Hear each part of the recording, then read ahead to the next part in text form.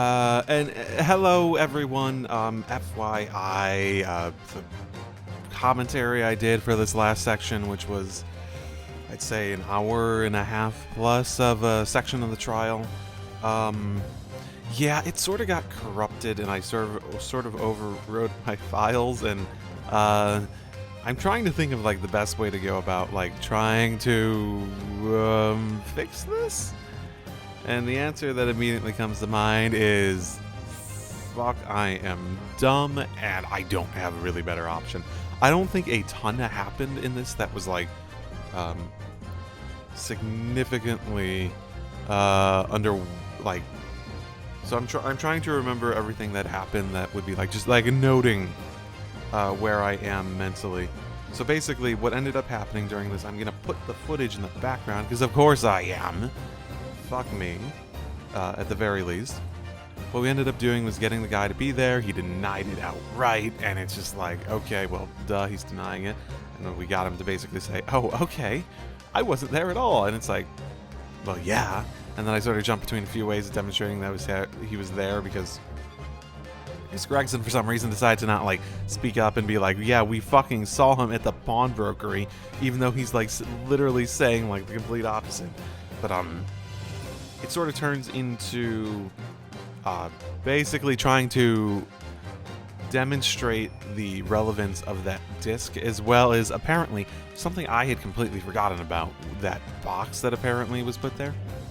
So through it, there are some hints at basically the biggest thing I think I came to is that I came to a speculation, and this is my current speculation still, basically, because they hadn't really answered anything by the end of this gameplay section and all that sort of fun stuff, is the idea that what's happening essentially is that this guy is a communications officer who is using an encoded message on the music disc in order to basically leak this like international leak, which I believe was what was on the newspaper and whatnot. I'm sort of speaking from memory here too, just like I was when I was speculating in the episode. Basically, he's a communication officer. He gets the disc, and he, via his position, provides that to international forces that want this information. It was information that was provided to him, and was going to be provided to him by McGilded, right? And they just have, like, information with each other, right? They've just worked with each other. That's sort of my theory here. That they are going back, and he's just like part of the cog of the process, and he has this like, oh, I'm so rich and such and stuff. He like said something about like, I'm a communication officer, so obviously I get paid very well, and all that sort of fun stuff. So I sort of suspect that, yeah, that's where that's going, in terms of like why he has money. I think like juror number 4, or whoever the communications officer lady was, is going to be like, fuck, I'm not like, you get paid that well? I don't get paid that well. Who says communications officers actually get paid that well? And he's gonna be like, well, of course I make all this money. I'm a communications officer. Like, you know, basically like fraud. Like money laundering, sort of, in a sense. Like when you have a mobster that's like running a freaking dry cleaner. It's like, of course I have millions of dollars. I run a dry cleaner. Not that you can't make millions off dry cleaners, but it's just like, yeah, I think you might be stretching the scale of your operation a little bit. But yeah, what I suspect basically happened is, I don't know where McGilded got it. I'm guessing he's just fucking rich. And it could be related to why whoever it was in that one case where McGilded killed the guy, why he killed him, because there was some arguing over price that was mentioned. So he gets the information, he has them form that information in encoded form into the music disc, and then he basically leaves it at the pawn shop. Presumably this first pawn with the box also had something inside it, or is a music box. I'm not sure how exactly that would be relevant, but it would sort of fit the music disc thing and provide a potential option for how we could like sort of like hear what is on that music disc, because that was something that came up before, right? It was something that came up before in terms of like why it was a big relevant point with Sholmes, and it's like, all these music boxes have completely different like setups, and they need their own specialized boxes in order to actually play the thing.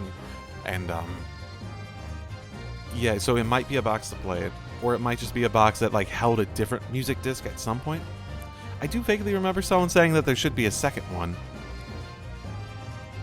So yeah, that's my general theory as to what's happening, basically. Yoda was getting the information somehow. He had it encoded onto music disc, which he then pawned off to the pawn store, which then went on sale there, in which What's-His-Face walked in, bought whatever it was that he needed to buy as soon as he could, and then basically just took it from there and then provided the information and then made money basically from selling, government secrets to the enemy via their own communication network, right? Master plan, right? What else was there? So what happened was he showed up, got fucking pwned noob, in terms of like basically like lying outright, and then we were able to connect him to the scene, and then it became a matter of like establishing that something happened with that box, which didn't come to mind to me at first, just because like I forgot about the box and I did not remember the details or the relevance of it. So I ended up having to look that singular thing up in terms of trying to progress. But yeah, something with that box, which I just said before is my current speculation in terms of how it's relevant. It's just a previous one.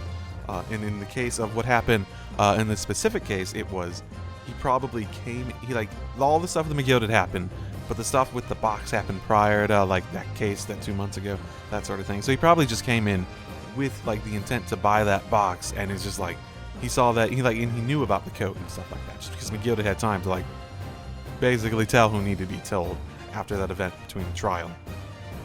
He knew about the code, and he probably just saw her being like, what? Wait, she's getting the... Okay, I have to step in and grab this right now, because he knew it had the thing in it, right?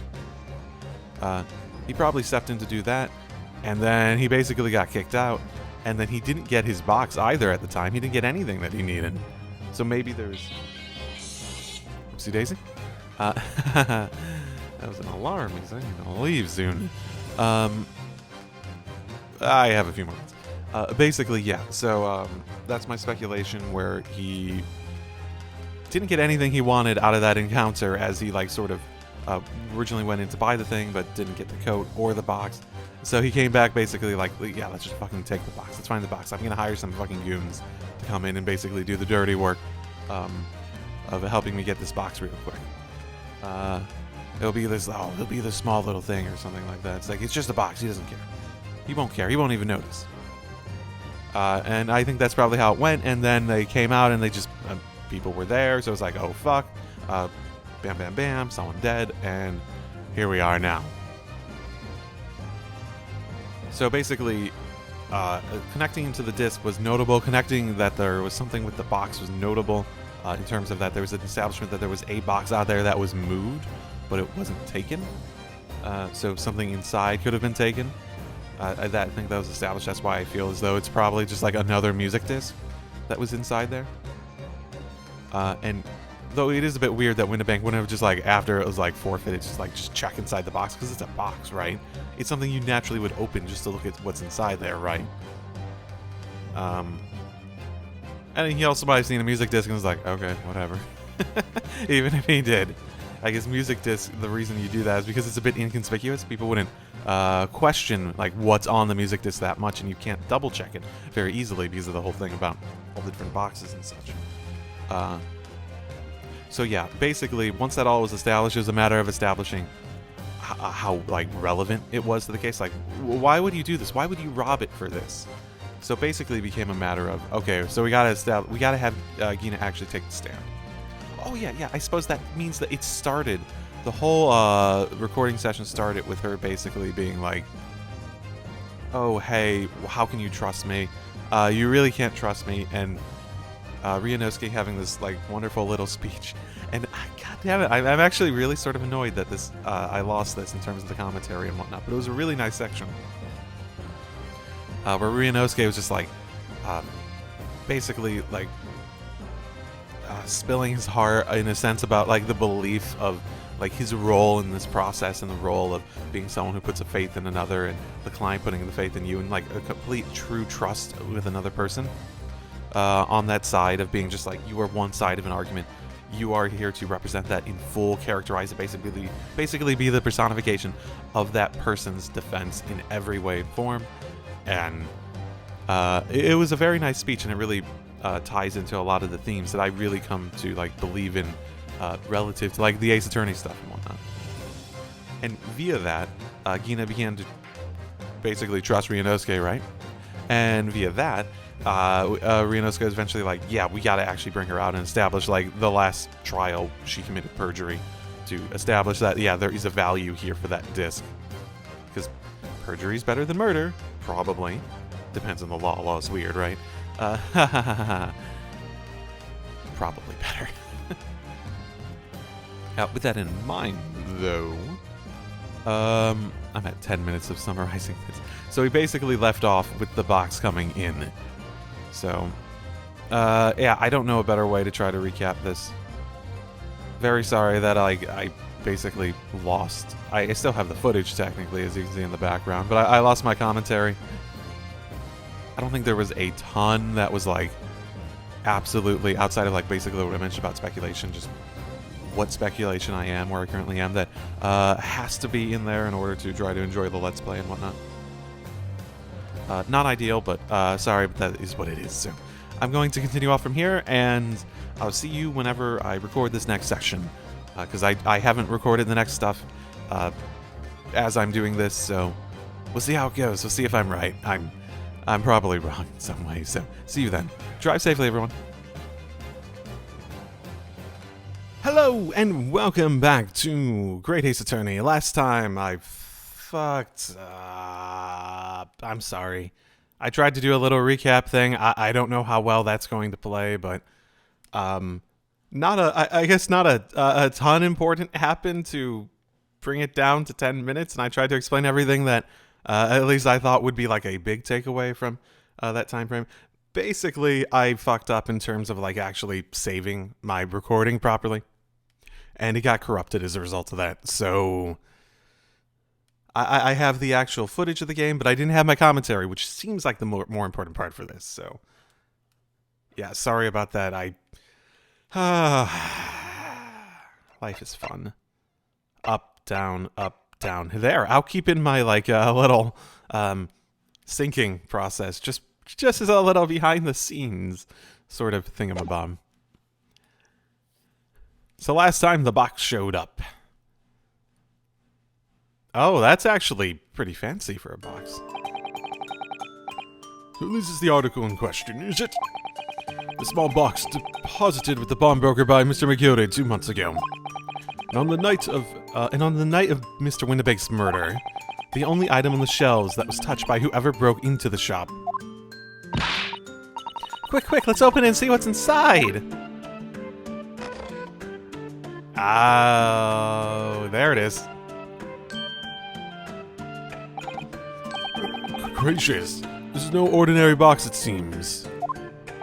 Wow. Although in truth, I had an inkling that it might be the case. Okay. So we did go that direction. Okay. Okay, so how does that go against my theory? My theory was generally just that he had been leaving this and this had been a regular thing. But if he didn't have a music box in order to actually play it and get the information off of it in the first place, then how is, like, I guess to the point, like, did he need that? What? Maybe there was a recording, maybe there was a disc in there already. I mean, there could have been a disc in there in the first place. A music box would be the least conspicuous place to put a music box disc, right? Maybe that's why it's empty.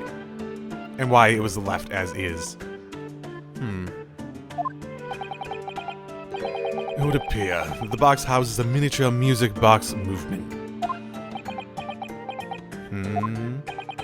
Then, is it too much to expect? I think it would be reasonable to assume that is a device for the playback of this disc, my lord.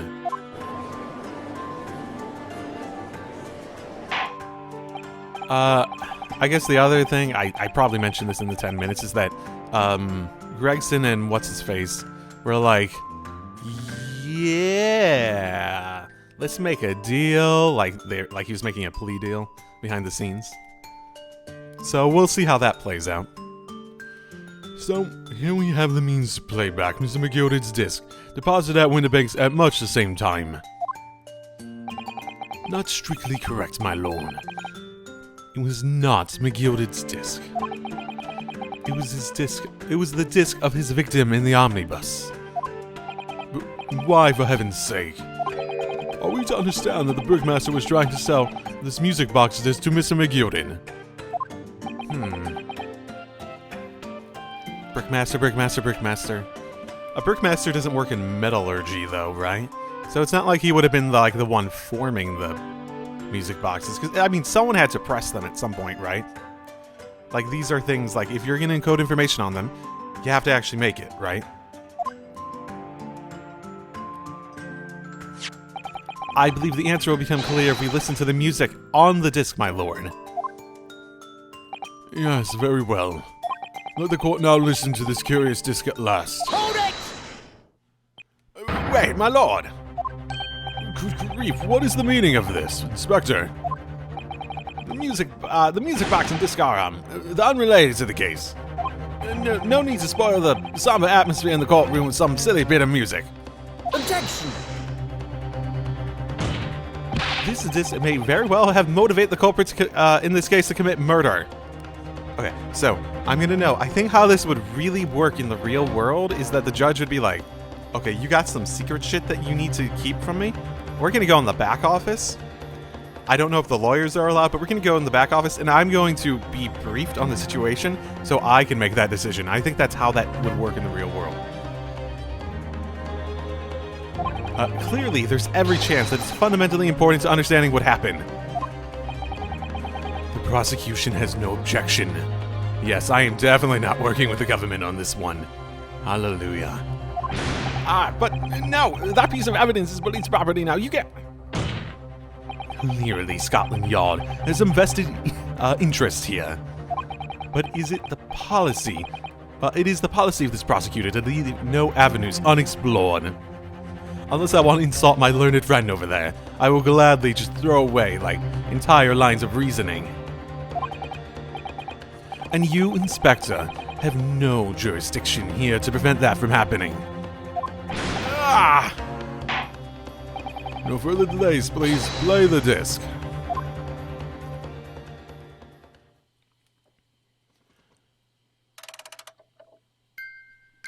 Oh, shouldn't you take the...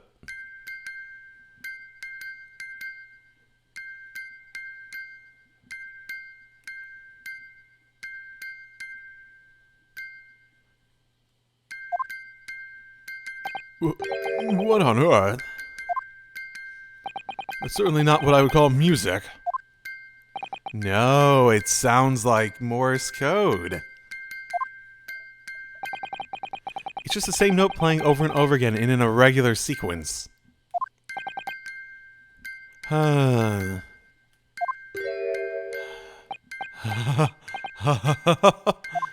Mr. Graydon? This is really priceless. After all, the music box is broken. Oh, that is a clever way to try to pull it. It can't, can it? Well, obviously. In fact, I wouldn't be surprised if the officer sent to fetch it didn't drop it on the way back to the courtroom. Yeah, no, that sounds like it fits with my speculation. The Morse code sort of thing. And he's just trying to play it this way because people are confused and he's trying to give them a way to rationalize it, which is a good move to make if you're trying to get off with it. Well, with much regret, I feel the court must accept this music box, that this music box offers little in the way of clues. Are you ready to move on, counsel? Come on! Yes, alright. It does sound as though it's completely broken, but... could the music emanating from the music box possibly be a new clue? Oh, wait! I was just spamming the button! What happens if I let this play out? I've never actually, like, just purposely picked, like, clearly the wrong one. What prompted that triumphant wiggle? Nothing in particular. Really? Or was it because that music is, in fact, very significant clue? Okay, so it didn't matter? Objection! You never learn, do you? When you speak, you must say, you must mean what you say.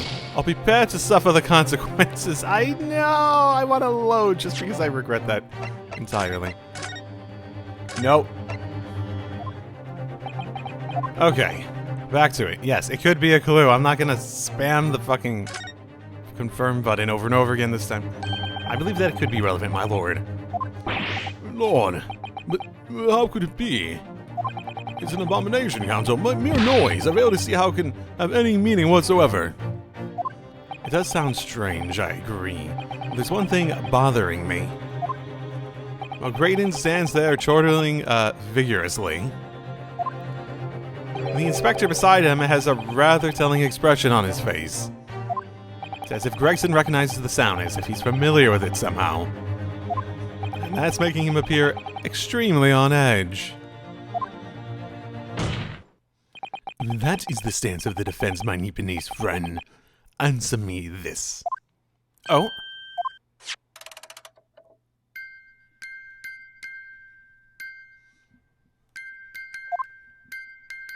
Just what relevance do you propose this woeful chiming has on this case?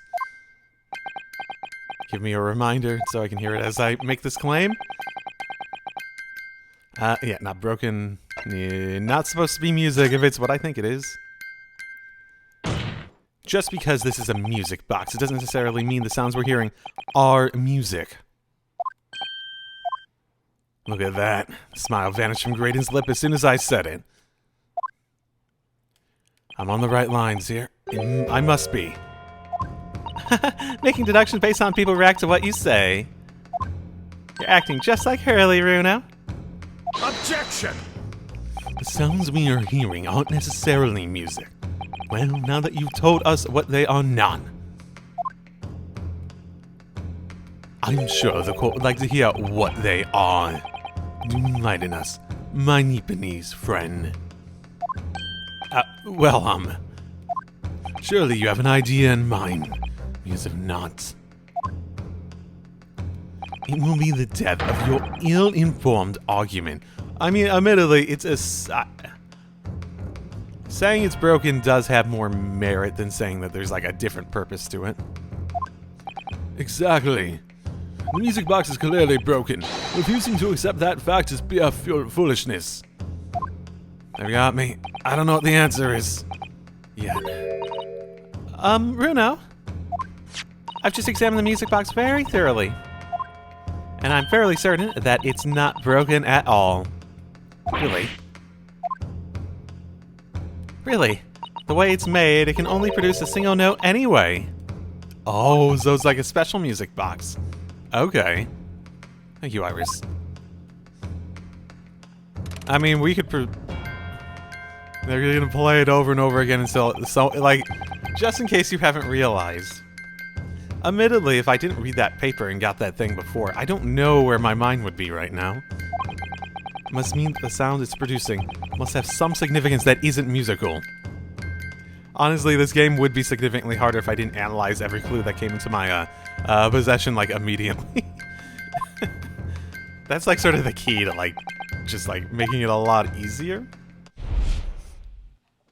Ah. Could it be? Is that what these sounds are? Something just struck me, Runo. I feel like recently, in the past few hours even, I've heard another sound very much like this one that the music box makes. What's her face up on the jury? Yes, it's a familiar sound.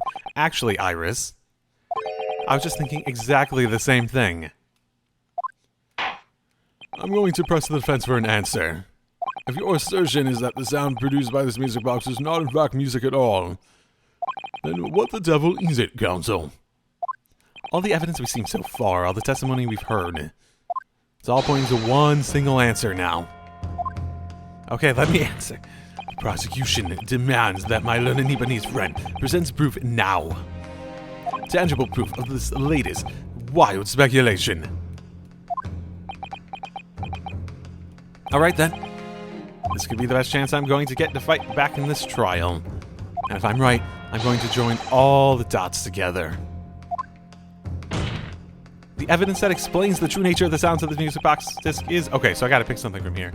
There was that newspaper. Is there anything else? Nothing related to juror number what's-her-face. Okay, this is the only thing that comes to mind. Take that! Today's paper, Council.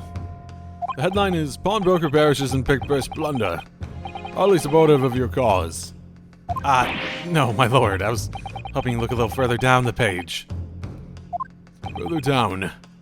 Ministry mole. Classified secrets may have been leaked overseas from Ministry of Justice.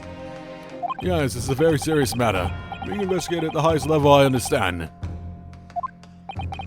I have heard that international transmissions along supposedly secure lines are somehow being intercepted and leaked to various other countries.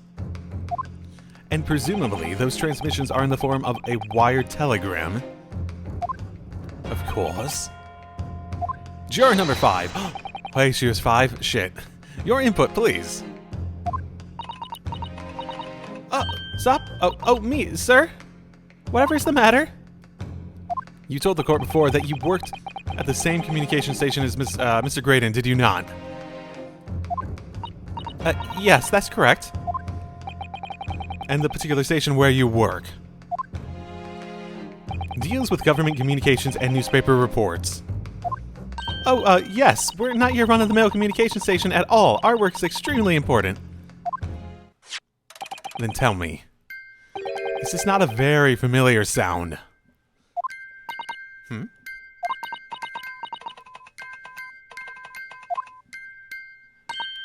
You don't mean to say... That's right, madam. It bears more than a passing resemblance to the sound made by your telegraph machine as you tap it.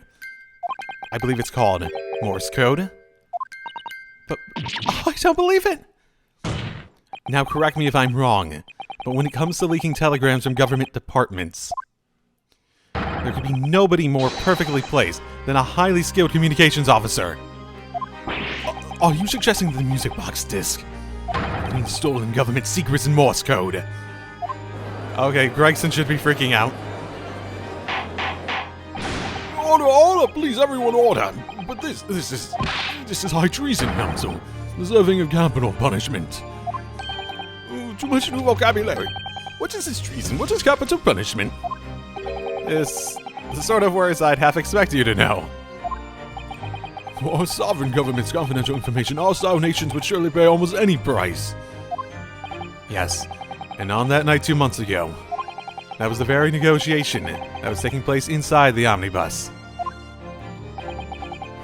And McGilded Parish, and the all-important disc lay unclaimed in the pawnbrokery. My word. In which case, whoever stole that information in the first place must surely have been beside himself with worry. Because if the disc were to be discovered before it found its way out of the country, it would reveal an act of high treason, punishable by death. So the corporate had no choice but to retrieve it. And in order to do that... Okay, no, that makes more sense. Okay, they just like put it in... So he probably doesn't even know what's on the disc. It's just copied. It's just copied onto the disc via observing them, and he doesn't necessarily understand what it's saying, even if it's like encoded. In order to do that, you'd have to gain entry to the pawnbrokery illegally in the middle of the night. Because the article left behind by Mr. McGilded would incriminate him too much if it got into the wrong hands. Isn't that right, Mr. Graydon?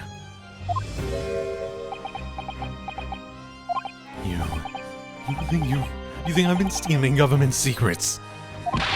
Preposterous. Absolutely preposterous.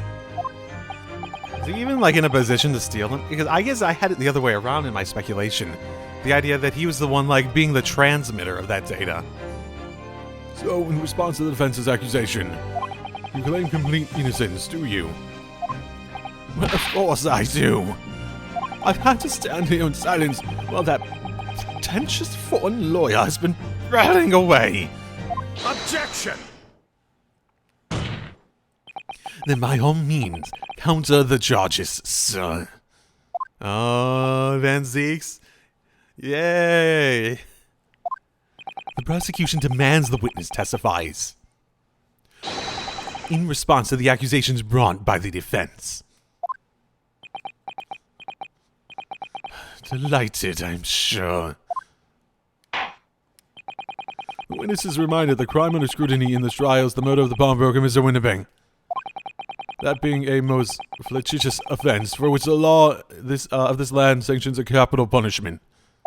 The heinous act of high treason is no less serious a crime. I urge you to bear that in mind as you testify, Mr. Graydon. So he's telling him to not incriminate himself. Warning him not to. So then, let us proceed. You may— Hold it!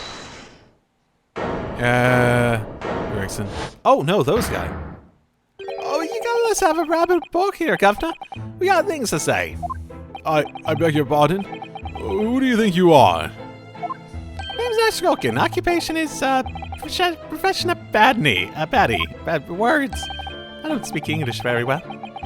Name's Ringo Skokin, but we ain't baddies enough to sell our motherland. Sell out our motherland. I don't know. I'm fucking so horrible at their shit. Well, that's right. We're what they call the Three Skokin Brothers.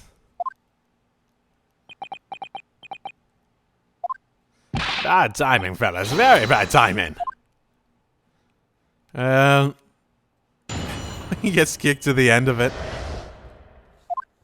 A mere communications officer can possibly steal confidential government information. Besides, the sounds produced by that music box aren't even Morse code. I feel like we could prove that. It was some low-class brick maker negotiating with McGilded anyways, was it not? No relation to the man. Look, all we done is break into the gaff the other night like we told us to do. If we know there was some dodgy government secrets involved, we wouldn't have touched it. Yeah, I mean, I would believe you guys have no fucking clue. I guess they're just like, oh, I guess that's why they're getting in, like, we got nothing to fucking do with this. This isn't our thing.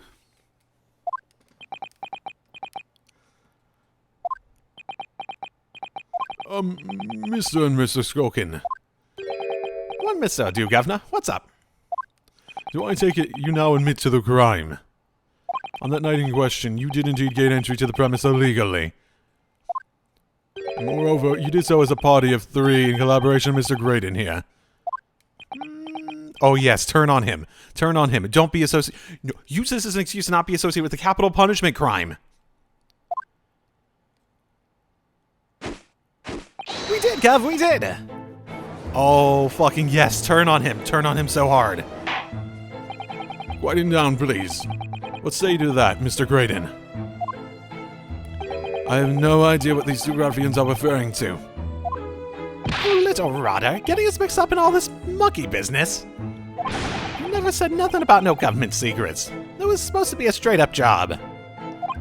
And what about the geezer whose shop it was, eh? Poor old bloke didn't have to die, did he? Nice to know who your friends are. Yeah, I mean, they're just fucking random hired hands, right? Whatever these men say, I deny the accusations. Gene. I think it's like getting pretty fucking close to being able to at least declare Gina not guilty, though, right? With their testimony. Fuck, they should be testifying, right? I guess they technically did. Well, I certainly wasn't expecting this little music box to be so significant in the proceedings. However, as it is, I will admit it into the court record as evidence. Okay. Okay, let's jump into this. They aren't even Morse code. I feel like that is pretty one hell of a claim. They're not? To anyone with a brain, that would be blatantly apparent on listening to that music box for even a few seconds. Morse code has long and short blips, right? Of course. Ugh. Surely it can't be that my learned friend is unfamiliar with Morse code. Well, why didn't anyone say anything earlier? Ouch! He looks genuinely shocked at my ignorance. I would be more than happy to demonstrate the basics for you, sir. A lesson here in court. Morse code is a continuous series of two distinct tones, long and short. Yeah, basically. Tones, you say? Yes, a short dot and a long dash. By combining those in different ways, you construct letters. I see. For example, this is A. This is B. Oh, I get it, but also, wow, that would take a long-ass time to get across fully. But when you listen to the sound produced by the music box, you only hear one tone, don't you?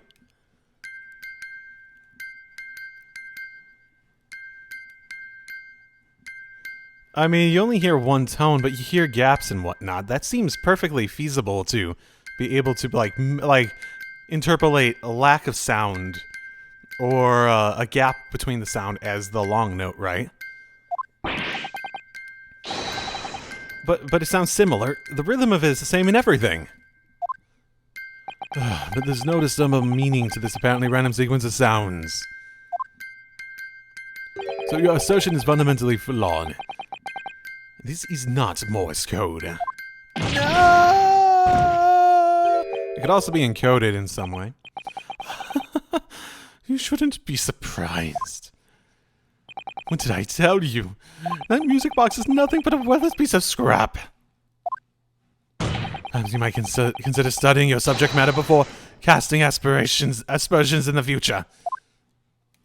Stop. Nothing to say, but stop. Oh, it's so frustrating, isn't it? Iris? I mean, if the government secrets were somehow being leaked using the music box,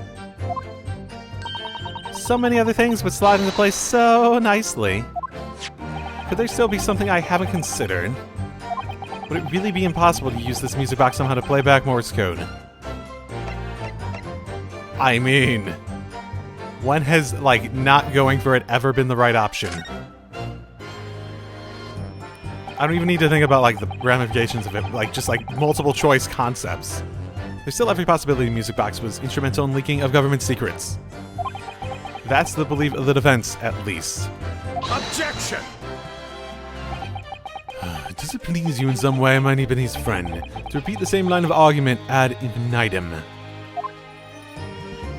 It has already been established that to be Morse code, two tones are required, dots and dashes. Yes, I'm well aware of that. Then what? What would appear the defense's hypothesis to put forward?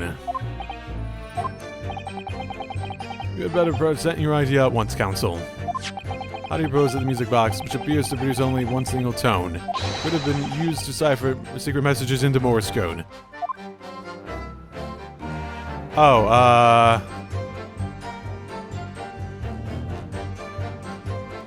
Let's go over it. This is the mechanism that turns the bomb that's in this. I like that they give me a chance to actually. You know what I said before about how I look at everything as soon as it comes into my possession? Whoops. This is the mechanism that turns the bumps on the disc into sound. Is it? Yes, it's the movement. It's all thanks to the comb with its teeth that are plucked by the passing bumps. Usually the teeth on the comb are different lengths, so each one produces a different tone. This comb is very strange. All the teeth are exactly the same length. Well, what does that mean? It means that no matter which tooth is plucked by the passing bumps, the music box will make the same sound. I've never seen a music box like it before, really. Yes, it is strange. A music box that can only play a single note. There has to be some significance to that, surely. Yeah, if they were just trying to hide that it was encoding government information, then they would just leave it as a normal music box, right? Oh. Because one of the thoughts I had before was the idea, like, maybe, like, the music box, like, the actual playing of it doesn't show the information, but it's just a way to get the information onto the thing? Then the question becomes, why does the music box even exist in the first place? So, what is it, Runa?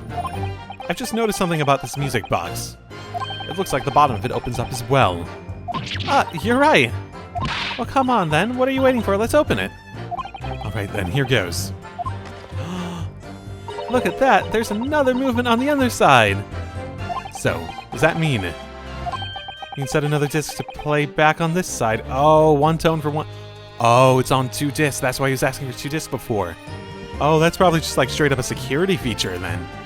To try to keep the encoded information in 2 different discs. You could also, yeah.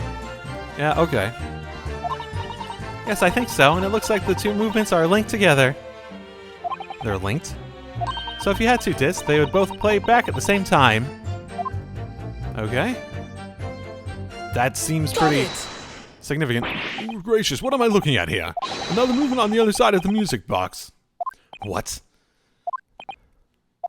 It appears, my lord, that the 2 movements are linked together. Okay, yeah, that makes sense. That makes sense in how you do it. In other words, you can put 2 discs in the music box, and the sounds of both will play at the same time. Heavens. As the chord is heard, Morse code comprises of 2 tones, a short dot and a long dash. With the second disc in place, this music box will be used to generate Morse code and convey a message.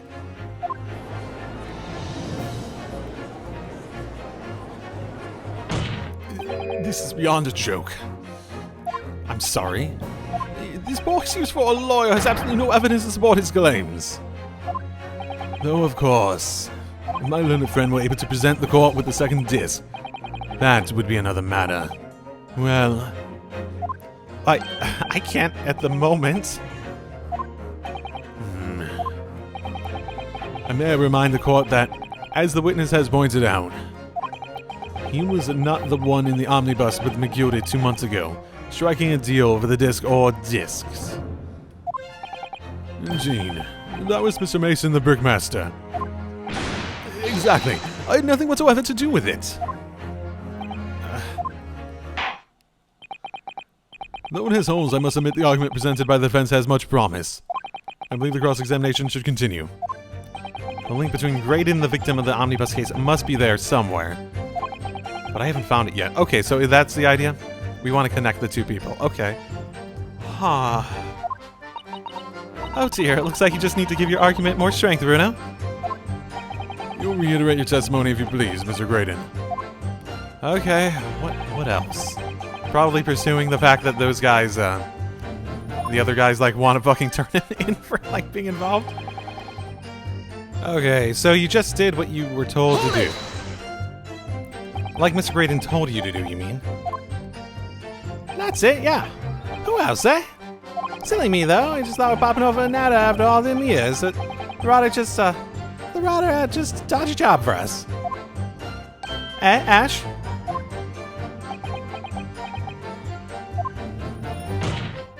Let me stop you there, Mr. Skulkin. After all them years, you say. Do you mean to tell me that Mr. Graydon is an acquaintance of yours? Oh, we're the sociable kind of baddies, you know? Let's say Graydon's in old China. What? What? Excuse me. Their accents and references just sort of go over my head sometimes. Something wrong, Mr. Skulkin. Huh? No, the other Mr. Skulkin. What? Who, me? When your brother was testifying just now, he said something that seemed to cause you to react. Oh, I was just remembering the old days, that's all. We used to have a right old life together way back when. Together with Mr. Graydon, you mean? Yep, with Ash, I mean. Look at him, no, it was all fancy whistle and flute, but you wouldn't have, you wouldn't Adam and Eve it. Mine when he was younger, he was from the bar part of town just like us. Is that so? But we was already a leader, one. We had the brains, you had the savvy. Always came up with smart ideas like we would never have gone through with our heads. Oh, blimey, ain't that the truth? Remember Memphis and the Skulkin's milk run? That was a corker, eh? Save it until after the trial. Your reminiscing has no place in this courtroom. And neither does your fruit. Oi, that geezer asked us a question, didn't he? And we was answering. Wait, are you calling me old? I'm a geezer? Hey, we ain't done nothing wrong. Nevertheless, the court is not prepared to accompany you on your trip down memory lane. Counsel, can we turn our attention back to the testimony, please? I don't know. Could that sentimental story be relevant somehow? Add it to the testimony? When is it ever not relevant? My lord. Yes, counsel. The brother's last sentimental statement could hold vital information relating to this case. Very well, counsel. I will permit the brothers to supplement their testimony with that detail. Briefly, I hasten to add. Say no more. Skulkin's never skulking. Okay. If you say so. I'm sure I'm going to regret asking, but what exactly was that? Some kind of business? Oh, I didn't actually. Milverton and Skulkin's milk. Oh, yeah, that thing. Okay, yeah, no, that's the thing they decided to keep. Some kind of business. Oh, just a little scheme we had going back when we was youngsters. It's a bit of fun, really. Oh, delivering fresh milk to the locals. That's what it was all about. That sounds alarmingly legitimate. There must be a catch. I suppose since we're here, I should ask them to elaborate, but on what? Oh, both those seem... Oh, wait, no! What was the name? What was the name? Milverton. Yeah, who the fuck is a Milverton? You know what? That's a good thought. That's a good thought. So this was just a bit of fun, you say? And it was just yourselves and Mr. Graydon involved? Yeah, that's it. Milverton and Skulkin's Milk Run, was it? Ah, that's it. And where did the Milverton part come from? Alright. Thought a clever clock's like you had worked out that one. What is it? Enough of this. How much longer are we expected to listen to this drivel? Objection! Let me guess, you don't accept anything these two witnesses are saying. Tell me, why is it that was only at the mention of the name Milverton that you decided to interject? Because well... Oh, one of the happiest of, homes that one came from? Yeah. His old man was struggling for money so much, his wife walked out on him. So he took the name Graydon instead, so he took the he said words. So she took the name Graydon then, see? And Ash will always be, Ash will always be Milverton to us. Milverton. So that used to be your surname, did it? Of course not. This is all fun. Come. I've been a Graydon since I was born. You really think you can rely on the testimony of these two thieves, hmm? You're a communications officer attached to the civil service. As such, your personal details would have been thoroughly checked at the time of your appointment. It would be a very simple matter to indeed to subpoena those records, Mr. Graydon. Well, it would appear that Mr. and Mrs. Scott's testimony has been reliable for once. Well, yeah, they have nothing to lose. You were born Ashley Milverton, then. Is that correct? Yes. So Ashley Graydon was once Ashley Milverton. The unrelenting relevance. Information could change things. And could turn out to be extremely important. What was what's-his-face name? Oh, do we not have him in here? The Brickmaster.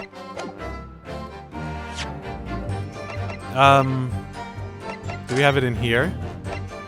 Thrice fired Mason. Oh, I guess we don't have his fucking name. Fuck. And it could turn out to be extremely important. Ashley Graydon's thing was updated. Fantastic. Too bad we can't, like, present that. Okay, back to it. Oh, fuck. Here it is. Here it is. Here it is. Here it is. Okay. I didn't realize I had this, like, big book of, like, evidence.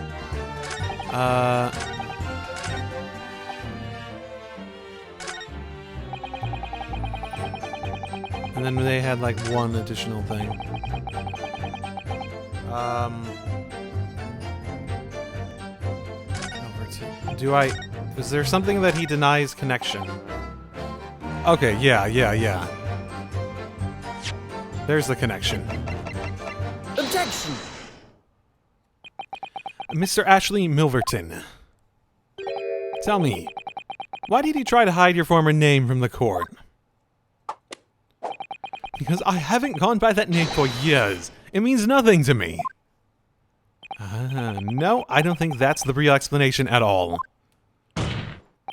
The truth is, you had a reason to hide that name.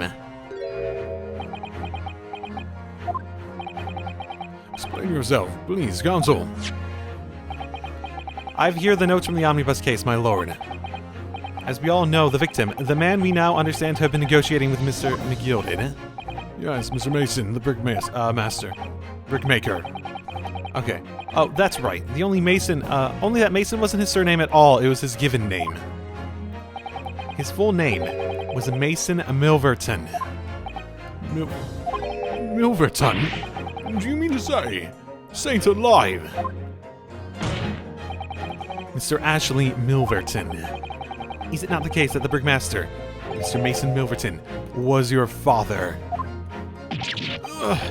I don't. As I believe I mentioned earlier, your family history will have been thoroughly checked when you join the civil service.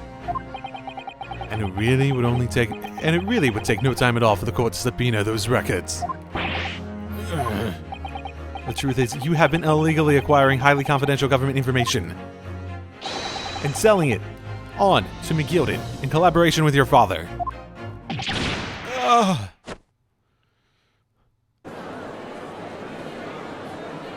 He's gonna spin so much one of these days he's gonna fly out of here like a helicopter. The new facts and evidence unveiled by the cross-examination of this witness all come together to reveal the truth. The truth, you say? That you collaborated with your father, Mr. Mason Milverton, in illegally dealing with Magnus McGilded. By dint of this music box, you mean, counsel? Yes, stealing information, being sent in secret government communications, and selling it on to McGilded. Mr. Graydon concocted this elaborate scheme of using 2 music box discs to encode the information, as presumably a safety measure against the information falling into the wrong hands. And a very effective one. I shouldn't have given the scheme any credence whatsoever. The deal with McGilded went sour, and the Brickmaster met his end. Well, this deal, at least. I assume this must have happened before. Yes, but before he was arrested, McGilded managed to temporarily dispose of the stolen discs to the pawnbroker. Then, having learned of the situation, you appeared at Windibank's 2 days ago, in an attempt to recover the 2 articles McGilded had placed in pawn there. That attempt failed. One of the discs was seized by the police, and the other you never found. So that same night, you enlisted the help of the Skulkin brothers and broke into the pawnbrokery. This time, determining to recover the 2nd disc. Are you suggesting that the 2nd disc was inside the music box? Eh? We never knew nothing about that. On the night that Mr. Windibank was killed. Yep. It was moved and the disc was taken and the music box is left. Yeah, that would add up. The intruder to the pawnbrokery touched one item, and one item alone. The music box. So that would make sense as to why they went sour. They had sold the first one and he had put it in pawn for like safekeeping. Basically. And then he was negotiating for the other one when the deal went sour. It's rather ingeniously demonstrated using 2 prints from the security camera, indeed. So, the question that naturally begs answering is this. Why was only that one article disturbed? The answer is obvious, because it contained the 2nd disc, which the intruder was desperate to retrieve. Since, if it were to fall into the hands of the police, it would be proof of high treason. Yeah, I guess with both of them together. Well, Mr. Graydon. Yeah, both of them together would be pretty indisputable at that point, right? Well, Mr. Graydon, do you deny that all of this actually began on that fateful night 2 months ago?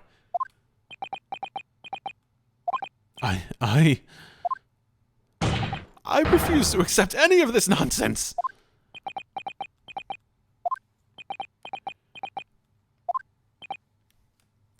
Sir. There appears to be blood seeping through the sleeve in your jacket. What? Ah! 2 nights ago, we know that 3 shots were fired at the scene of the crime in Windibank's pawnbrokery. 1 took the life of the pawnbroker himself. 1 struck the pouch around Mr. Sholm's waist. And the final bullet struck the calendar on the wall of the shop, having first pierced the arm of one of the intruders. Mr. Graydon, that wound on your arm that you seem to be trying to hide, it's a bullet wound, isn't it? He's got you now, me old China. Time to call it quits and broke, I reckon. I mean, it's capital punishment.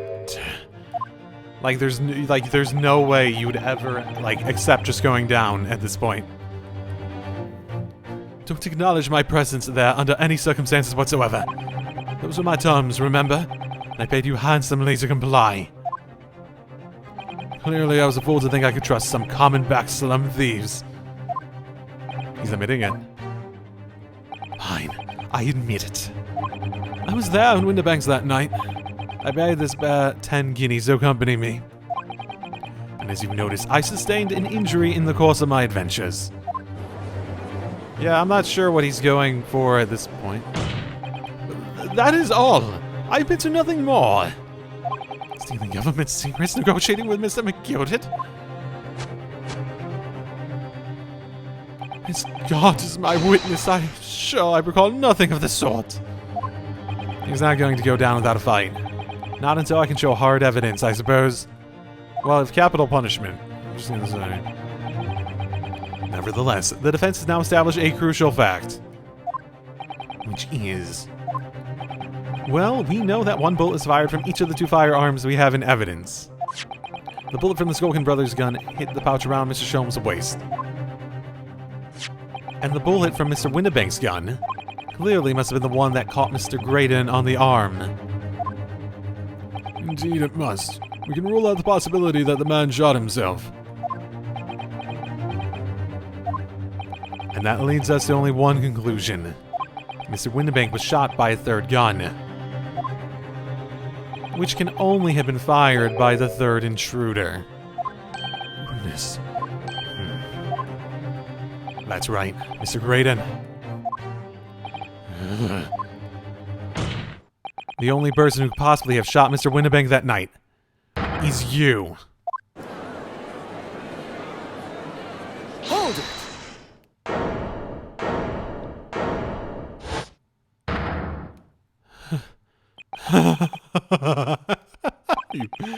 You little upstart. You made a grave mistake when you summoned me here. What? What's that supposed to mean? Yes, as you rightly say, I was there at the pawnbrokers. I did my best to hide the fact naturally. I had no intention of ruining the distinguished career I built up for myself at the communications station. But did the thought never cross your mind? Did you never consider the possibility? What do you mean? What thought? What possibility? The possibility that if I was there at the scene, I may have witnessed the crucial moment. You see... this makes me a key witness in this case, and I have my hands firmly around the neck of your client. What? Are you suggesting? I saw it all. I saw the very moment that pickpocket girl pointed the gun at the poor defenseless pawnbroker and shot him. But there was a door. What? But they're like, if you're suggesting the things played out, whatever. Okay, he's gonna make a. I mean, this is a last grasp sort of thing, but he's gonna make a very big. Okay. It would seem we are finally entering the last act of this theatrical trial. Mr. Graydon. Yes. I trust you are fully aware of the implications here. If it's shown that your claim is false, will have incriminated yourself as a killer. Oh, I understand fully. Okay. Let's do this. Then I must ask you to give your formal testimony once more. You will explain to the court precisely what you saw at the moment the defendant allegedly shot the victim. Nothing would give me greater pleasure. Now, let's see. While these ruffians were jostling with the broker, I was still near the entrance to the shop.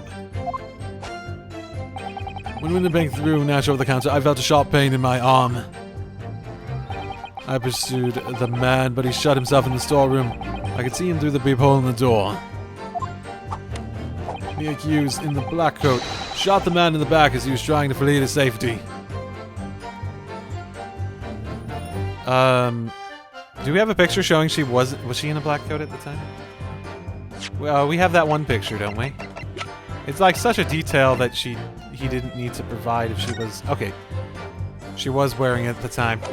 Never mind. The accused in the black coat shot the man who was trying to flee to safety. But also, that also makes no sense. I saw the blood splatter all over that wretched girl. And she tossed the gun out of the peephole, so I picked it up and made my escape.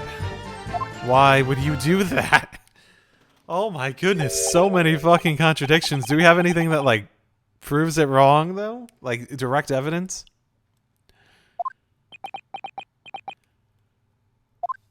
Your claim, sir, under oath, is to have clearly seen the defendant pulling the trigger.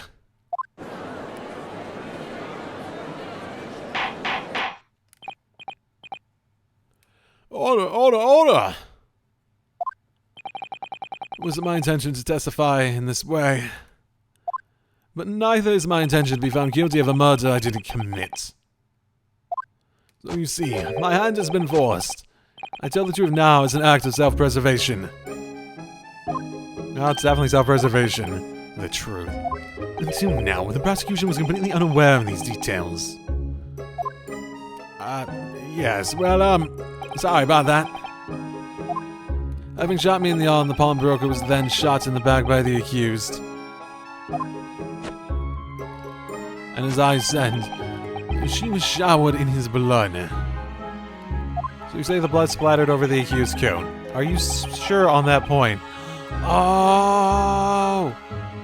Do we have the blood samples from her coat? Did we put that in there? I don't think we did. We did, like, fucking... Fuck! Damn it, damn it, damn it. Because we did check it, and it was, Milverton's. It was, Mason's. It was Mason's blood, like, very clearly, right? So you say the blood spattered over the accused coat. Are you sure on that point? Oh yes, quite sure. All over the black overcoat that the pickpocket girl was wearing at the time. Really? If a coat could somehow be shown to harbor vestiges of blood, that would be conclusive evidence here. You have it? Put it in evidence. Such an investigation is entirely possible, my lord. What? Only very recently, a German scientist has developed a technique to identify human blood. So here's to true science, not some amateurish detective's dubious foray into the world of chemistry. There's nothing dubious about Hurley's work. His ideas are all sound. Ideas are no use to us here. In science, as in law, theories must be proven before they stand. Very least in the court of law, that's pretty true. Like, it has to be, like, well-established science before you take it as just fact, right? In Germany, the technique has already been employed in the courtroom as the basis of evidence. Scotland Yard has a small quantity of the chemical reagent used. With your lordship's permission, we could shatter all vestiges of doubt within minutes. This doesn't look good, Bruno. Why not? Well, we know, don't we, that there's blood all over the front of Guinea's coat. And he knows that too. He knows that has nothing to do with it. They test it with their chemicals. Oh, help, you're right. I was forgetting that what happened yesterday. Yeah, okay, could we tested it. We know that it's fucking Masons. Don't move, Guinea. I'm going to shoot. And the fact that we didn't put it in there means we, even conceptually, we won't even be able to use it because the game's not giving us the possibility, right? Fun, fun, fun. How would she have shot him in the back as he was fleeing to safety into the storeroom? I guess you're saying that she shot him from the outside, then went in? Yes, I guess conceptually. There's enough blanks in there that maybe. That was Mr. Mason's blood from when he was stabbed by McGilded, who was wearing the coat at the time.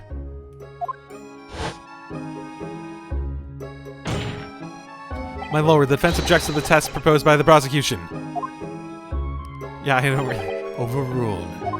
Lord Ramses, make it so at once. With the pleasure, my lord. And while we await the results, the defense may proceed with the cross-examination. Damn it. Once they find that blood on the overcoat, Gina will be... Counsel, Yes, my lord. your cross-examination. Of course, my lord. This cross-examination does not go well. If I don't manage to uncover some decisive evidence or a really compelling clue now, I have a very bad feeling about the outcome of this trial. Okay. We gotta get something quickly before they come back with it. Okay, so if we want to get information about the blood, let's start with this. Hold it! All over here? I mean, he's already presented the information. Even if we probe more, it can't get worse, right? Yes, through the peephole, I saw it clearly. Of course, the stains are invisible now, what with the coat being such a dark color. But I assure you, that garment is sullied with the victim's blood. Well, it is sullied with blood, that's for sure. But it's not Mr. Winterbank's blood, is it? No, that's right. Mr. Mason Milverton's blood from when McGilded stabbed him 2 months ago. It's so annoying! If only they'd accept Hurley's chemical analysis, we could prove that. But they won't, so unfortunately, we can't use it as evidence to support our case. I mean, could we use it to demonstrate that it's someone else's blood? Like, we won't be able to say that it's blood, but it could demonstrate that it's someone else's blood because it's so distinctly different in color.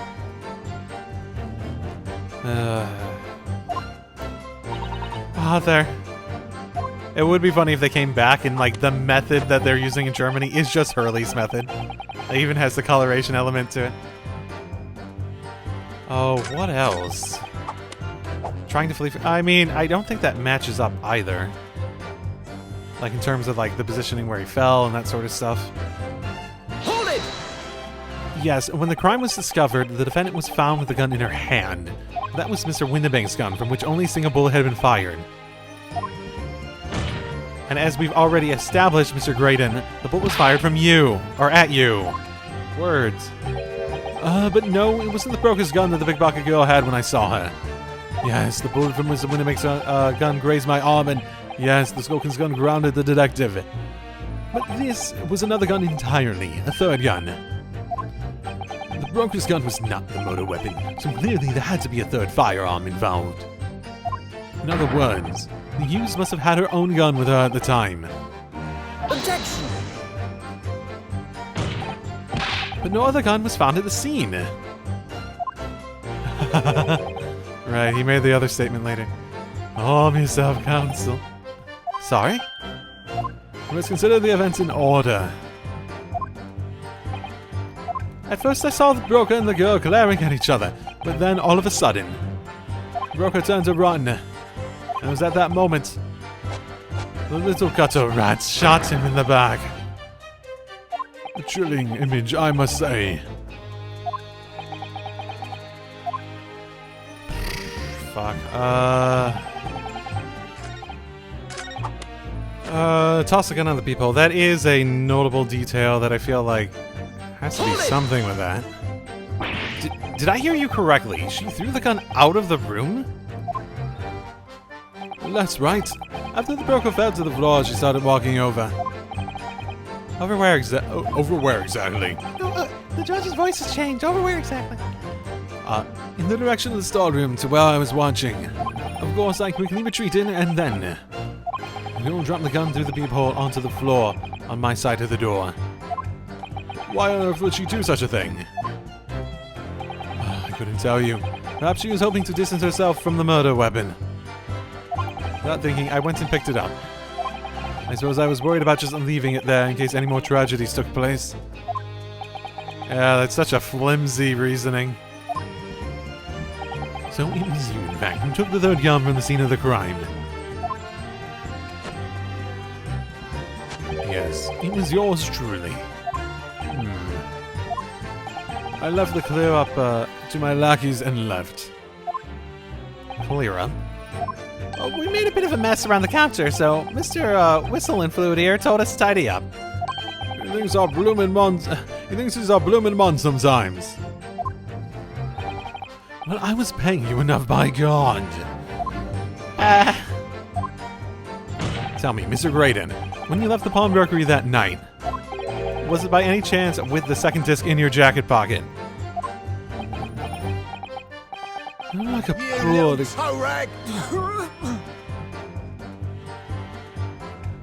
Wait.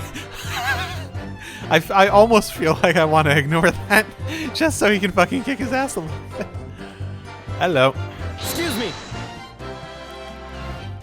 I sort of love that we have multiple witnesses up on the stand at once. Like, it is such a...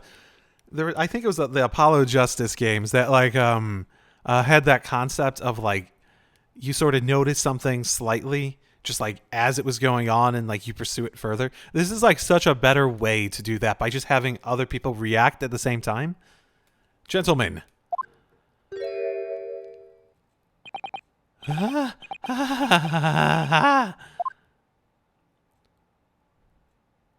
Something wrong, sunshine. That should be my line. You do realize you're just violently shaking Mr. Skulkin. Blimey, this is a bit of an ogre and auntie. What was going on just now? You saw him grab me and whistle. Why the blaze, he said, didn't you mention the third gun when he got down to the station?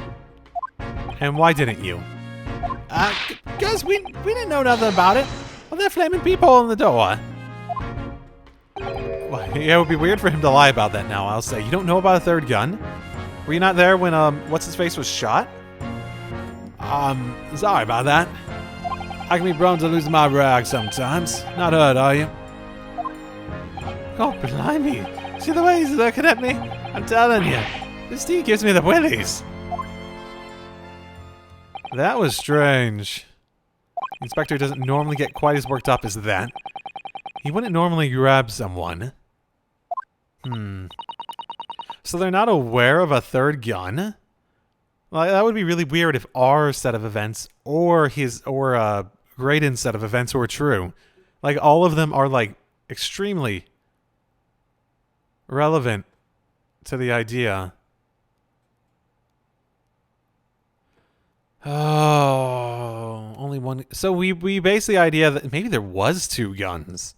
Maybe there really was only two guns. That could be our proof here. Like, because the reason they thought there was only one shot fired was because only one bullet was left, right? Or only one bullet was shot. But if you had time to clean up, you could have reloaded it. Being like, okay, no one's going to suspect I shot anyone, yada, yada, yada. Here, give the Skulkin brothers a gun, my gun, just in case, and then I'll run off as they clean up. And then they had it to shoot Hurley with, so then maybe. No, that wasn't like Rexy at all. He's normally all sweetness and light no matter what I say to him. Yes, well, I think you might be a special case, Iris. Well, anyway, that was definitely out of character. Okay, and what am I supposed to do about that? What's your feeling, Bruno? As much as I hate to admit it, I don't see any obvious holes in his testimony at the moment. Mainly on the basis that it's sort of just like, we don't have any strong evidence to suggest, like, definitively things played out in a way that couldn't be true. Not that I think, like, his version of events seems likely relative to all the other evidence, but, like, it's feasible, I guess. We have to find a way to break this man. And quickly, too, because once they discover the blood on the overcoat Gina was wearing... It's a bit strange that he's so sure of himself about seeing the blood splatter over Gina's coat. Guinea's... if it doesn't strike me as the sort of thing you claim if you hadn't generally seen it happen. But we know that Gina didn't shoot Mr. Winnebank. So what's going on? All I know is that it's very unfair. I guess it would imply that he was there at the carriage to some extent, right? Or he would have seen the coat at some point, which the coat was then stored. He would have had to seen the coat at some point, which implies that he would have had to seen it between it being taken off and given to the driver and then being pawned at the pawnbrokery, right? How did Mr. Windibank not, like, have that detail? Why should some German scientist test be acceptable as evidence when mine and Hurley's wasn't? Detectives can use test tubes, too. Never mind that. I have to find a real stark inconsistency in his testimony somewhere. I have to find it before the prosecution discovers the bloodstain on Gina's coat. Oh, what do we even have fucking left? I think the first 3 I didn't do. Yeah, I'm not sure what else to... Hold it! Mr. Windibank emerged from the storeroom, I believe. Ringo and Nash were scouring the counter when he suddenly appeared and flew at them. He already had the revolver in his hand. Unfortunately, I wasn't too close. I've never been so scared in all my life. Yeah, we were just your regular mild-mannered burglars, that's all. We don't like violence, as you say, as you shot someone. Says the pair who carry a gun. What do you mean when you say you weren't near the you were near the entrance of the shop? I was in the doorway, running my eyes over the shelves of forfeited items. Looking for the music box, of course. The broker went for Nash in the first place. Then Ringo joined in, making it 2 against 1, so I assumed they could handle the situation. But I was wrong. I was trying to help my little brother. The old geezer chucked me over the bloomin' counter. So I pulled me a gun on the old fellow. As soon as I made him a scalper. The pair of you setting upon the poor defenseless pawnbroker together, shame on you. Sorry, Gav. I don't know, I just start hitting these. You mean that's the moment you were shot? Yes, though I didn't immediately realize what had happened, of course. Things crashed to the floor from the counter as these 3 men were brawling. It was at exactly that moment that it happened, so I didn't hear the gunshot. And the bullet went to strike the calendar in the wall behind you. So it would appear. When I looked at my arm, I saw the bleeding badly. I saw it was bleeding badly, so I wrapped my handkerchief around it. Seeing as I couldn't explain what happened to a doctor, I had no choice but to wait for it to heal. I didn't imagine it would still be bleeding 2 days later. It's a gunshot wound, you fucking moron. Did Mr. Windibank intend to shoot you, Did Mr. Windibank intend to shoot you, do you think? Well, now, I don't imagine he even noticed I was there, to be honest. Perhaps the gun went off accidentally. Anyway, it didn't quite strike home. When I pulled my gun on him, he tried to shove me out of the way. Then he scalpered through that door out back. At which point, what did you do? Hold it! You mean you chased after him? I don't recall the reason why, but I ran after him to the back of the shop. And what about this peephole in the door you mentioned? Well, unsurprisingly, the storeroom's a solid job, made of stout wood. Right, I remember using that to see the situation, right? Well, there's a small opening about head high that lets you see what's what in from there from the outside. Actually, I should know that, shouldn't I? I looked through it myself that night.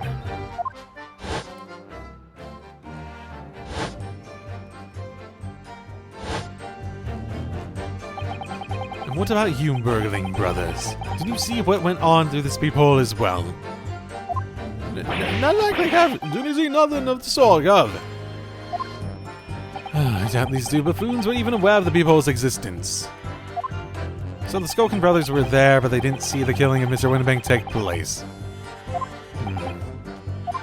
Inside the storeroom, I could see the broker and that young girl standing there. The defendant? Yes, though neither of them noticed what that I was looking. The girl raised her gun and pointed it straight at the man. And then, what did you see next? What do I have left? Oh, okay. My lord. Fuck. Is this like a game over scenario, maybe? Requesting your lordship's permission to interrupt the cross-examination. Explain yourself, officer. I have the results of the test that was ordered earlier, my lord. The blood on the accused overcoat. Thank you, officer. Very well, the cross-examination is hereby temporarily suspended. I presume you have no objection, counsel. No, my lord. Crap. What do you got? Just that there is blood? Is that all you're gonna have? Ah, I have it. The report, please, Inspector. Yes, sir. Traces of human blood were found on the overcoat of the defendant, Miss Gina Strayed. From the extent of the stains, it appeared that they were the result of splattering following a gunshot wound. I feel like this analysis was biased by giving the context of his claim beforehand. End report. Goodness me.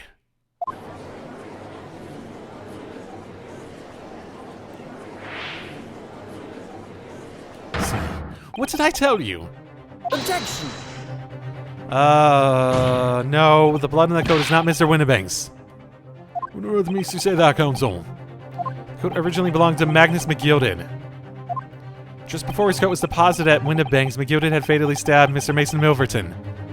So the blood on the overcoat is the blood of the brick maker from the omnibus case. Objection! Well, the dead cannot speak. Isn't that right, my Nipponese friend? Sorry? 2 months ago in this very courtroom, did not argue fervently for McGilded's innocence. And yet now that the man is dead, you brand him as a murderer. I guess, yeah, we technically haven't established that he murdered him. Outside of just being like, yeah, we were wrong. Your conduct shatters any shred of respect you may have earned for yourself in this country. But that was... Call it a body disgrace. Treachery, that's what it is.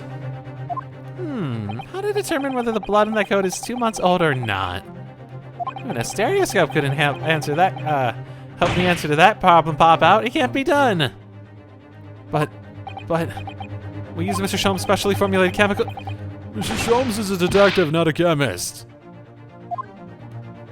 Would you put such faith in chemical formula devised by me, for example, when I'm a communications officer? I don't think argument to authority is really one. It has, the reason scientific stuff is so trusted is not because, it was made by scientists or anything like that. It's because of the peer review system, right?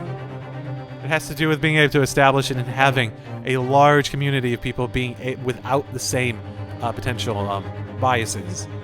Basically, fact check each other, double check each other, and that sort of stuff. And there are times when things get basically slid in. Like, there's a bunch of stuff back when, human, cloning research was a big thing, where there's, some fake stuff that happened then.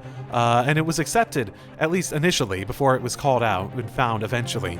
It was accepted at first on the basis of, oh my goodness, this is a big, field, this is massive. This is just, massive for the advancement of the, country and stuff like that, right? So, when I'm a communications officer. Heads out, Pirowski for to starving boy, and he ran away crying. What the fuck? Is that a food? Herlock Sholmes is barely more than a figment of the public's imagination. Wait, are you joking? Wait, are you joking? His name carries no weight in this courtroom. No weight at all. Wait, does he actually mean he thinks he's how could he say that? Victory is sweet indeed. That proves that my testimony is the whole truth from start to finish. How do you arrive at such a conclusion, sir? As the witness said, the accuser's coat was splattered with blood of the victim. The only way Mr. Graydon could possibly have known that fact is if he saw it happen. In other words, his testimony is solid, and the conclusion is singular. It was the accused who shot the victim in this case. That is the whole truth. What do we do? My lord, been a long battle this one, but this old war has something to say now, please. Mr. Foreman. As at this moment, sir, the squadron has reached final decision. Ready, men. All for one now. Wait. Guilty. Wait, no. Guilty. No. Guilty. Is this like...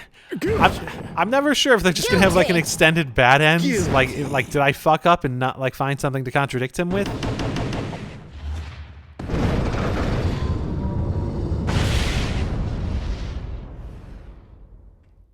Well, it would appear the ladies and gentlemen of the jury have reached a unanimous verdict.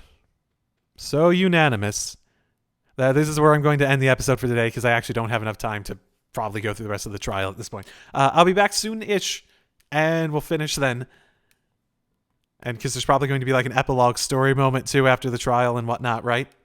So, we'll be back then with the continuation of the bad end, maybe? See you then. Drive safely, everyone. And hello and welcome back. I have like 20-30 minutes to record, so I think I'm going to do that. Let's jump back into it. Hopefully I reach like a stopping point when I need to stop, so...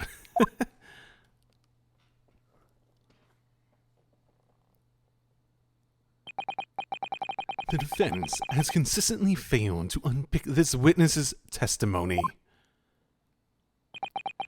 Here's to any attempts you may make at unpicking the jurors' decisions being equally successful. I don't believe it. After I come so far, how's it all unraveling on me so fast? I really don't know. If we can't use Sholm's shit, like, that's the only thing to establish where that blood comes from. It's really just like, how very distressing to be held in such low esteem. Oh, is he gonna... Wait. Wouldn't you agree, Mr. Nahodo? Officer? You've delivered the report now. That would be all, thank you. Oh, wait. Who's being held in low esteem? It occurs to me with some regularity, Mr. Nahodo, that scientific truths are determined not by science, but by none other than the human mind. Oh, that's a dangerous statement. I'm just gonna know that's a dangerous ass statement. I know that voice. Am I going mad? Ah! Oh, that hair was not popping out of there. Mr. Sholmes? What is the meaning of this? That hair was not popping out of there before. Order! Oh man, I really stopped at a fun place. I hope that's actually an episode end once I sit down and actually edit a bunch of this. What business do you have here, detective? The last I heard, you were recuperating in the hospital. As well I would be, had I not been set up upon an errand. And what errand? Hurley, it's really you! You're awake at last! Ah, yes, good day, Iris. I appear to be rather late to rise. My apologies. Now, my lord, if you will humor me. In what matter, sir? The fucking opera. I have something of great importance I wish to give to the young lawyer over there. I need no more than 5 minutes. Would you be so kind as to spare us the time? What say to you this, Lord Van Zeeks? This trial has taken many hours of the court's time, having spent so long already. Exactly! Having spent so long already, we won't want to go wasting any more precious time. I honestly, fuck you, Gregson. Like, you should at least be trying to get the right answer here. Like, you clearly know he did it. Everyone fucking knows he did it that has, like, any actual... You were, like, negotiating with him, too. As I was saying, having spent so long already, it would seem churlish to deny the defense a mere 5 minutes. Ah! Very well then, counsel, you have 5 minutes. Okay, fantastic. That should be plenty of time for me to end the stream. Stream? Why did I say stream? I don't know. I saw I jumped into this quickly. No wonder I'm, like, stumbling over my words. My dear fellow, I apologize for my tardy arrival. Mr. Sholmes, are you all right now? All right, I'm all wrong. Sorry. I've only just managed to summon the strength to stand, man. I had to judge for 5 minutes. Madame Via, even that may prove too much for me. Pray forgive me, should I pass out?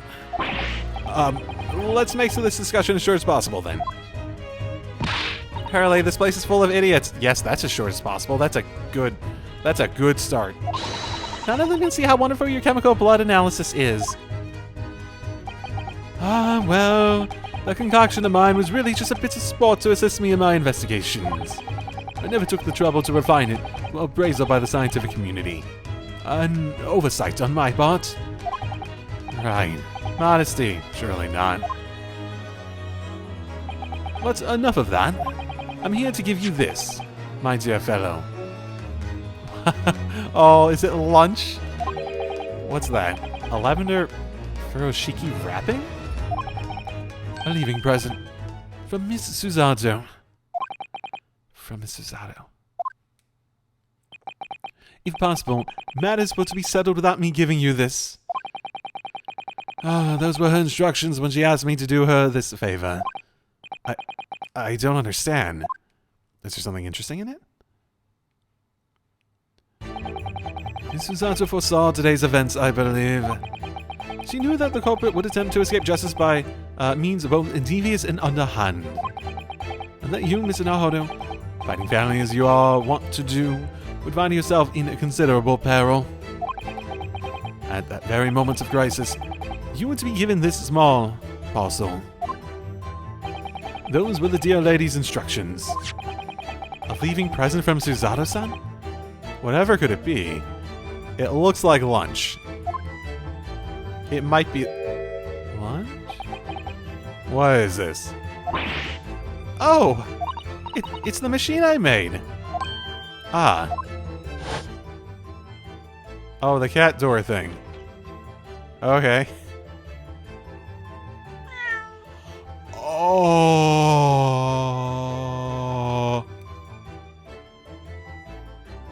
Oh. I think I know the answer. No, you know what? I'm probably wrong. Never mind. Oh, I had a thought too. The idea of what if the peek hole in the door only went one way. But no, that doesn't even matter. Even if it did do that, you could just pull it out and throw the thing anyway. Yeah, that was a stupid thought. Look, I used this. My latest invention. What is that? I call it the cat flap-o-mat. It can make a cat flap for a little furry friend like Waggy in seconds.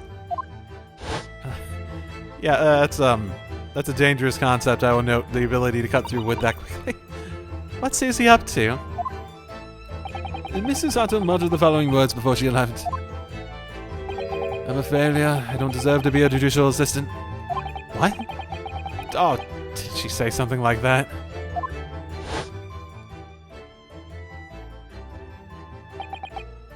You really are the best judicial assistant in the world. Well, that's extremely flattering. But I'm sorry to say that I've been a complete failure. I don't remember the context around that, but whatever did she mean by that, Mr. Sholmes? Wrong button. That night, when you left Winterbanks in pursuit of the thieves. Mrs. Otto made use of this contraption for a certain purpose. That is your answer, my dear fellow. No, not at all cryptic then. Well, they are right next to each other. Are you saying you made a hole in... I feel like we would have come across that in the investigation. Right? Did we ever go back to the place? Suzato-san used this cat flap-o-mat that night, but why?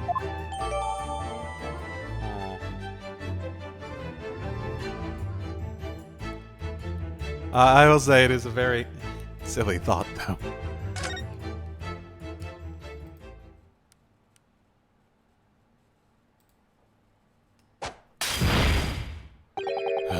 Oh, 5 minutes is over. Oh, I will. Editing Echo, remember to time that? I think that actually might have been fairly close. We're out of time already. With all my delays. I'm grateful for you affording us that brief recess, Mr. Reaper. I need no thanks, Detective. After all, the die is cast. Is it really? The jurors are unanimous in their leanings. No doubt my learned friend will consider a summation examination. But any attempt to alter the verdict now would be utterly futile. I wonder... Miss Naruhodo! Yes? The rest is down to you, my dear fellow. What is your plan? The rest is down to me. I don't know. Either it's a clue to tell us, like, what actually happened, but the fact that she used it... Oh...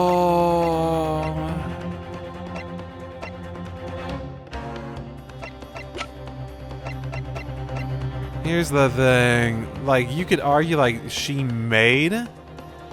You say that she made the peephole at that point?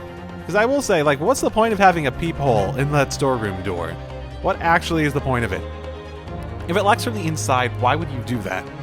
Why would you have basically a way to someone to stick a gun in and shoot you? If you wanted to use it as like a panic room via having the lock on the inside. There is a thought there that I think is very worthwhile. Oh. Yeah, I don't know. I feel like we would have come across if she made like a hole in the wall to look at it from the other side. I feel like we would have seen that, right?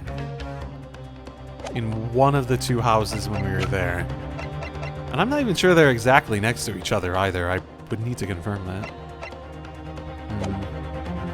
The rest is down to me. I need to be careful here. If I make the wrong move, the trial will end badly. My lord, the defense request, saving. Oh, I'm running out of... No, I'm not actually running out of it. What did I put? I have no idea why I put something there. Either way. Well, summation examination seems to be what he wants to do, but further cross-examination is the other idea, right? Summation examination does not feel like that would be a good idea, because he basically goaded us into saying, yeah, you're going to do that and it's going to fail. Further cross-examination... Well, time to think doesn't make sense, so further cross-examination. Further cross-examination. Objection! The jurors have spoken. Protocol dictates that you may not cross-examine a new witness now. Objection! The defense is not asking for the cross-examination of a new witness. Rather, to continue with one of an existing witness. What? It would appear that rather important details escape your attention, Mr. Reaper.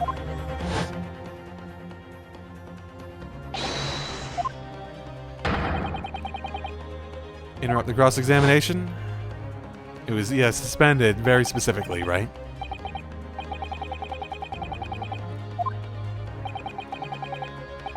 Yeah, but here's the thing. In like previous cross-examinations, we've had them interrupted, right? By like, we've had the cross-examination interrupted, and we didn't like get to go back and just like question them more, right? Like, I feel like that is a little.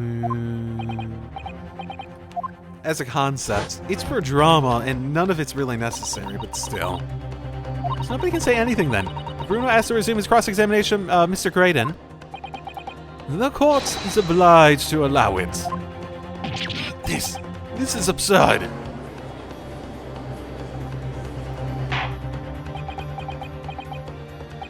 I would remind those present that this is my courtroom.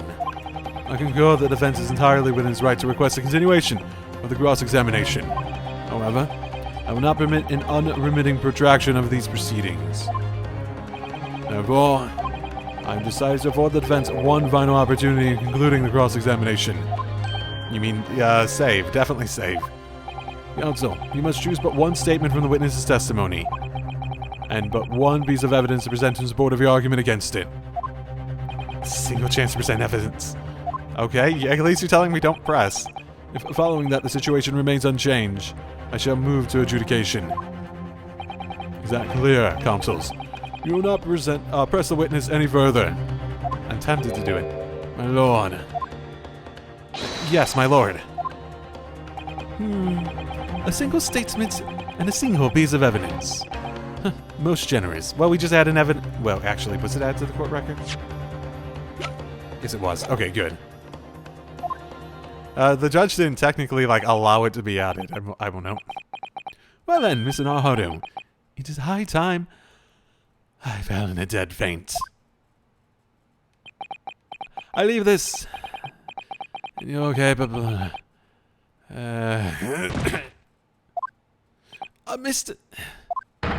Mr. Shaw!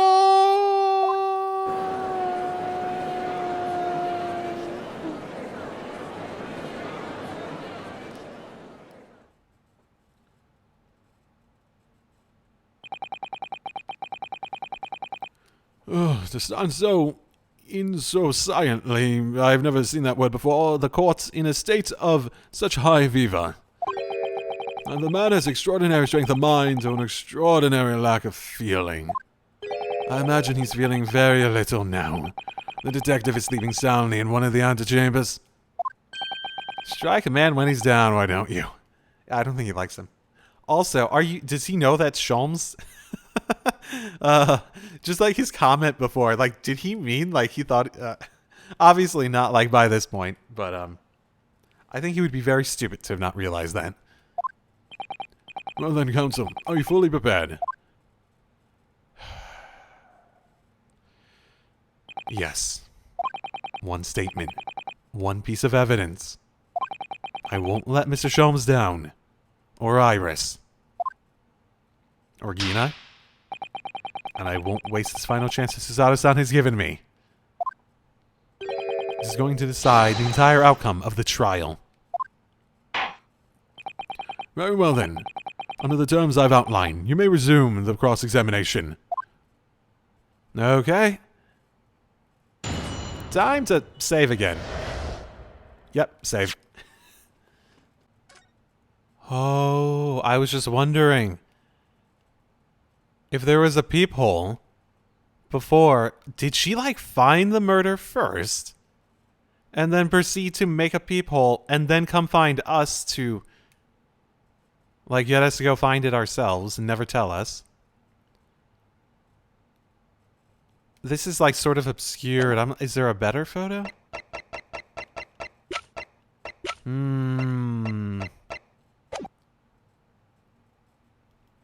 Well, let's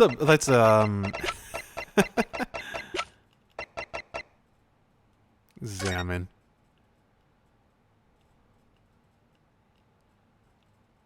I guess that would like put some guilt on someone, especially if you didn't. Oh, wow! Those vicious teeth look like they could rip through almost anything. Well, anything that's like that thick. Oh, they're good, aren't they? They're made of a special alloy developed for the job. The cutter rotates 10 times per second, so it can get through any kind of door in no time at all. And what are the two parts on the top there? Oh, well, they're for attaching hinges to the section of the door that gets cut out. Right. Of course. Nothing can match this machine for power. It can make mincemeat of even the toughest of doors.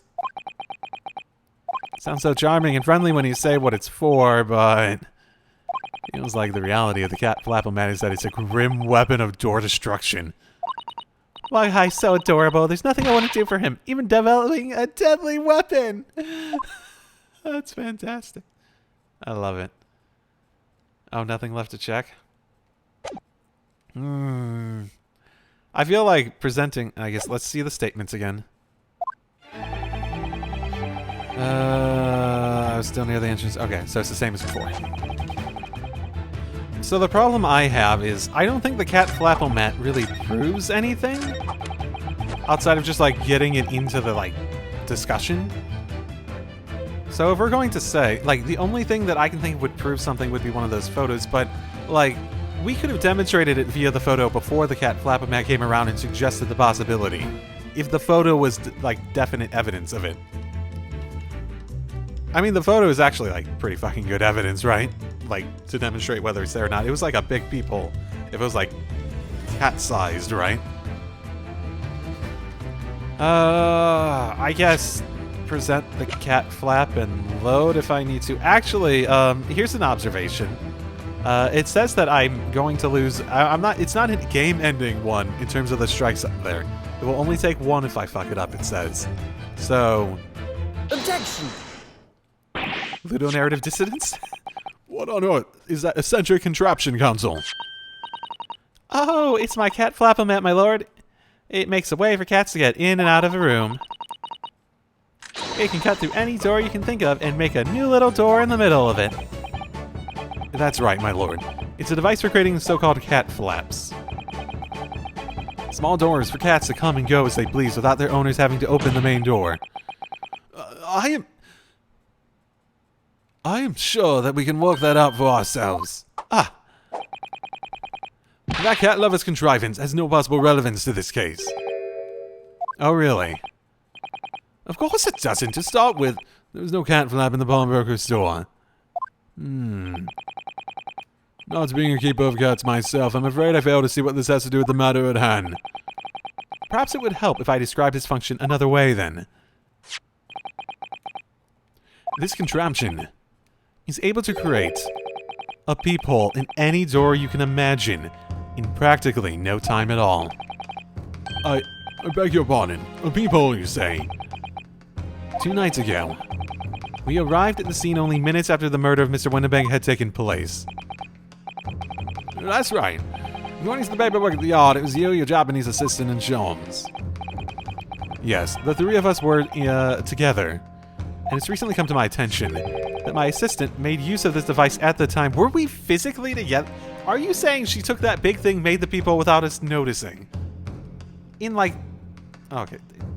It would be very loud, I'm gonna note. Like, if she, like, found it, came back, and... I guess we did go there together. She could have found it, come back, and... But if it was moments... I don't remember the events well enough to, like, go against it, but... Like, this is really sort of suspect if it, like... I don't remember it well enough to really go against it for me to be, like, really upset by potentially what this is trying to say at the moment. Your assistant did what? There was a peephole in the storeroom door. I can attest to that. Because I looked through the peephole myself in order to see inside the locked storeroom. This is ludicrous. What are you trying to say? Of course there's a peephole in the door. Said as much in my testimony. How did he know about the peephole, though? How did he know about that? Like, if he was only there when it wasn't there. I know what we're, like, suggesting, but I'm trying to, like, wrap my head around how he would have known about it. Like, he wasn't on scene during that time. I said as much in my testimony. How else would I have witnessed the crimes, for pity's sake? Yes. How could you? What? Counsel, kindly say what you mean. Alright. It's time. Time to strike that final blow. What I mean is this, my lord. My assistant made the peephole in the storeroom door. And until such time as she did, the door had no hole in it to look through. What? No! Objection! This is a farce. Are you really suggesting the peephole in the door was? Yes, it was created only after the incident had taken place. By my judicial assistant, using this device. Your assistant tampered with the crime scene whilst being fully aware of the gravity of her actions. That was the most serious act of vandalism, and a ridiculous thing to not tell everyone beforehand. For which I humbly apologize, my lord. She's also out of country now, so, yeah. It was in the few minutes that I left the scene in order to pursue the Skulkin brothers and alert the police. Okay, yeah, that adds up. That adds up much more. Because Sholmes would have already been shot, no one would have been there to observe it. Okay, and that was time enough to do that. Nevertheless, in the light of this new information, it becomes apparent that Mr. Graydon's testimony is riddled with holes. I'm also like, why the fuck would she not have told us this? Are you saying that she was just ashamed of tampering with the scene? I don't win. Explain yourself, counsel. The majority of Mr. Graydon's testimony that appears to incriminate the defendant is based on what he witnessed. Is based on what he witnessed through the peephole in the storeroom door. Yes. From the girl shooting the man in the back. However, if at the time of the incident that people did not yet exist in the door, there's no possible way that you could have seen what you claim to have seen. In short, your entire testimony is a pack of lies. Order!